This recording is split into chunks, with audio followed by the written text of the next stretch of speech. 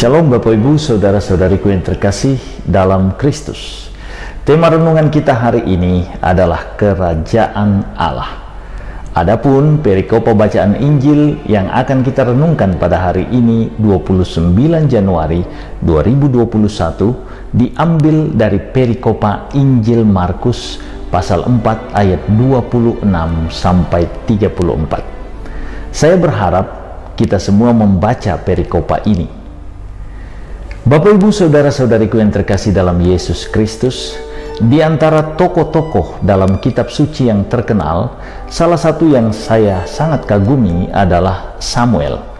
Ia anak Hana dan Elkana, didapatkan pada masa tua mereka melalui penyerahan yang total dalam doa mereka, melalui penyerahan yang sungguh-sungguh panjang dalam doa oleh Hana ibunya.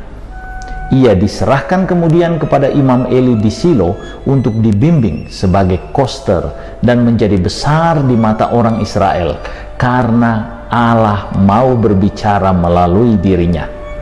Samuel adalah bukti bahwa di saat kita menyerah pasrah kepada Allah secara total, maka Allah akan menjadikan kita sungguh berguna bagi sesama.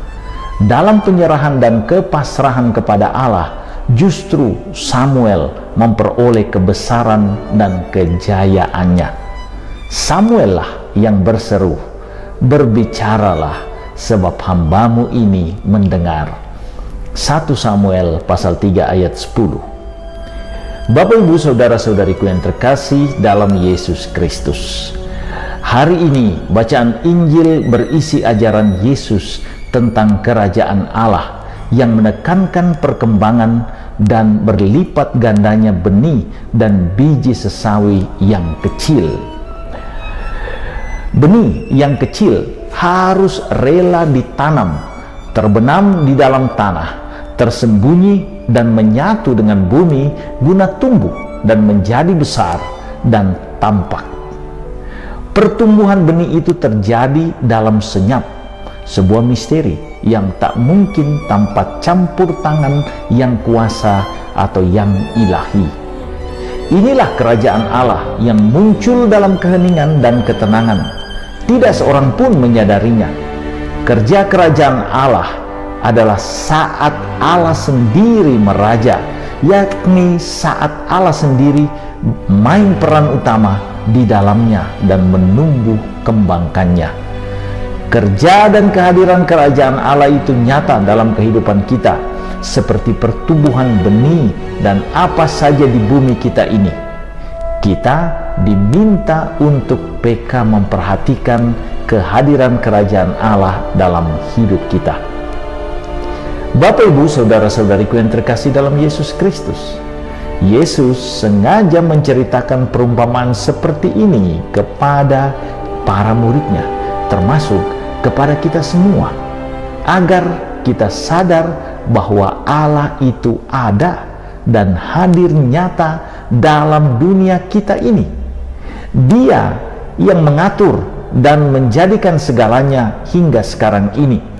Maka bagi kita sangat penting, kisah penciptaannya bukan hanya kejadian sekali di masa lampau, tetapi terus dilakukannya hingga sekarang ini dan seterusnya. Kita dipanggil untuk percaya dan mempercayakan diri kepadanya layaknya Samuel. Kita juga diundang untuk merendahkan diri, bahkan bersedia mati di tangan Allah. Dengan pasrah total seperti ini, maka Ia akan menjadikan kita besar dan berguna bagi sesama. Karena hanya mereka yang memasrahkan diri dan menyerah kepada Allah yang akan ditumbuh kembangkan layaknya biji sesawi. Paulus, sang rasul besar itu, mengungkapkannya dengan sangat indah ketika ia menyampaikan wangsit Allah kepadanya yang berkata, "Cukuplah kasih karuniaku bagimu, sebab justru dalam kelemahanlah kuasaku menjadi sempurna." 2 Korintus 12 ayat 9. Sabda Allah inilah yang meneguhkan Paulus dalam penganiayaan dan pelayanannya sebagai Rasul Kristus. Ini jugalah yang harusnya menjadi pegangan hidup kita. Semoga kita mampu untuk melihat kehadiran Allah yang nyata dalam hidup kita, mampu bersyukur atas kehadiran itu, dan juga mampu untuk bekerja sama dengannya. Tuhan Yesus memberkati.